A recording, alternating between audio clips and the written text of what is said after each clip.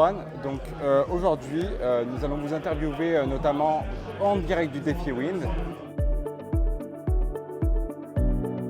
Clairement, et pour plein de raisons. D'abord parce que en fait, des événements comme ça, donc qui rassemblent les pros et les amateurs, c'est une rencontre, il y a toute la communauté qui se retrouve. On se nourrit aussi de l'énergie des autres. Et en fait, toute cette énergie-là, elle ruisselle. En fait, là, c'est un moment quand même hyper fort de se retrouver, donc ça ruisselle et après on s'en rappelle toute l'année. Quand on est amateur et qu'on vient sur un événement comme ça, qu'on retrouve les champions, champion du monde, on fait quelques boires avec lui, je pense que c'est aussi extrêmement inspirant. C'est assez unique parce qu'il n'y a pas d'autres événements, je pense, dans le monde où il y a autant de champions et autant d'amateurs qui se retrouvent et qui partagent la même chose, la même passion. Et enfin, le fait que ça ait lieu tous les ans, qu'on retrouve des copains de toute la France, qu'il y a un classement, c'est pas forcément l'objectif premier, mais il y a quand même un classement.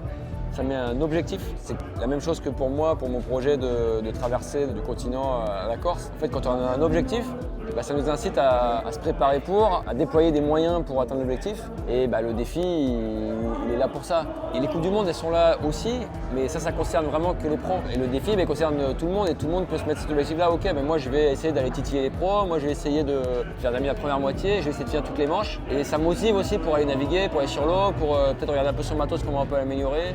Comment on peut progresser. Le dernier point sur un événement comme ça, ça peut potentiellement intéresser les médias, le grand public, qui se déplacent, qui font des reportages. Et à ce moment-là, ça peut sortir de notre niche, potentiellement toucher par une image, par un champion avec du charisme, toucher un jeune et aussi l'inspirer et peut-être lui changer la vie. Eh bien, merci Erwan pour ces mots. Merci, avec plaisir.